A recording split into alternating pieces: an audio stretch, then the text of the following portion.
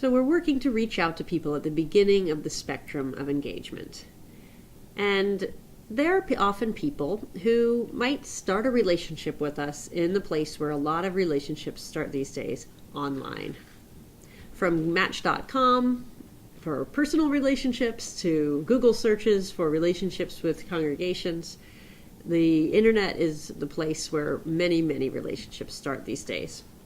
So in preparation for this session, you looked at your website and your social media presence, and you developed some thoughts about it. And I'm interested in hearing your thoughts in the comments about what you saw. What were some of the emotional vibes you were getting? What were some of the conclusions you were making, looking at those things with new eyes, not as someone who is a deeply involved member or professional of the congregation, as you likely are?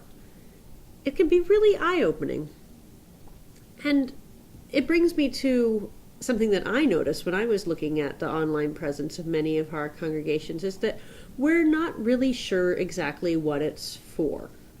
Some of us are seeing social media websites as communications vehicles. Get the information out there. That aspect of communications, information. And some of us are using it very clearly for ministry, like youth groups, really gathering up in social media and closed groups, secret groups, where they're able to deeply share with one another and receive ministry from the youth staff in the congregation. And there are lots of ways that happens.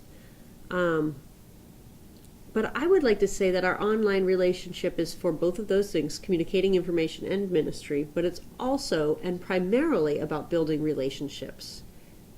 And that's something, if we use that lens, a lot of things fall into place for us.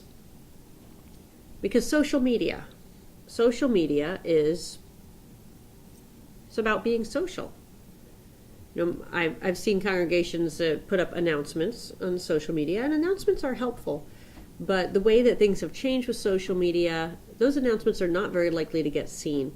What is more likely to be able to happen is that you can, if you're intentional about being relational on social media, that you can actually form a relationship with the people that you're trying to reach.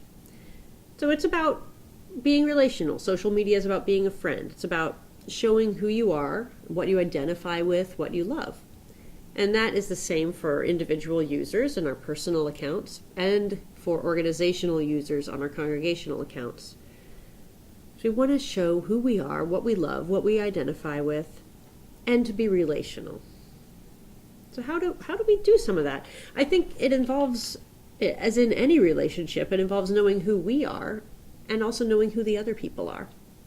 So who are we? That's an interesting question. What is our personality? So here's an exercise about knowing who we are and knowing about relationship. This is an exercise from Aaron Walter in the book Designing for Emotion, and I've adapted it a little bit. I'd like you to pause just for a moment and recall a person with whom you recently made a connection, a real connection. Maybe you met them while taking a walk or while at an event, or maybe a friend introduced you. And the ensuing conversation was engaging and interesting and maybe even fun. What was it about that person that made your conversation so exhilarating? What was it? You probably had common interests that sparked discussion, but that wasn't what made the encounter so memorable, was it? It was their personality that drew you to them, that guided the discussion and that left you feeling excited. Your personalities intersected in shared jokes, in the tone of voice, in the cadence of the conversation. And this dropped your guard and made you trust this new person. Personalities foster friendships, and they serve as a platform for emotional connections. Personalities foster those relationships. So having that relationship involves knowing the personality of our congregation and the personality of the people that we're trying to reach. So let's think about it. What is your congregation's personality? So if your congregation was a person, who would you be? Is it serious? Is it all buttoned up, all business, yet trustworthy and capable? Is it that irreverent yet loyal buddy that helps you not take yourself so seriously? Is it a wise and all-loving grandmother who holds her children and grandchildren close and helps them succeed? Or is it a creative and incisive hipster who's also got a soft side? There are so many different personalities that our congregations have. So what is it? If you had to think of your congregation as a person, what would that personality be?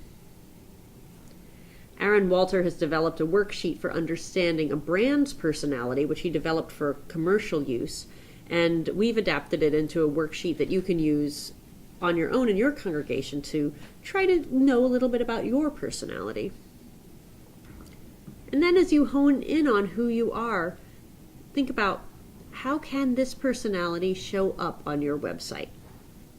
How can it show up on your website to make you more emotionally accessible and to give people a feeling of really who you are and what they are going to find if they engage with you in person? How can your personality show up on social media or on Sunday morning, first thing when people walk in the door and they know that this is what they expected? How can your personality show up at the events that you offer to the public, where you have all kinds of people coming in and engaging with you that you don't normally? It's a good question. And then we can think about the personality of the people that we are trying to reach. The different personalities, in fact, many different personalities.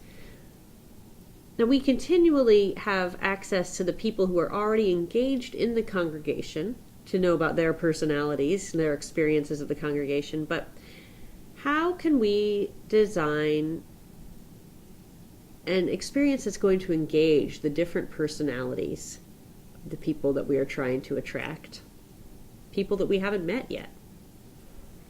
So in some of our assignments, I spoke about personas, and these are powerful tools that have risen up in the online world for helping us see beyond our own insider thinking and helping us uncover our assumptions about who we're writing for, who we're designing for, who we're reaching out to. And they also help us uncover the emotions that we're evoking, intentionally or unintentionally. So a persona, this is a fictional character, someone who mirrors real-life people, real-life personalities that you want to connect with. They have interests, goals, values, concerns. They may know nothing about Unitarian Universalism, or something, and they may not have had any experience with religion, or maybe they have. You should have a variety of personas of people who you would like to reach. So they help us evaluate what we have, and they help us build something more effective. And we'll share with you also a worksheet for creating your own set of personas that you can use for your own outreach.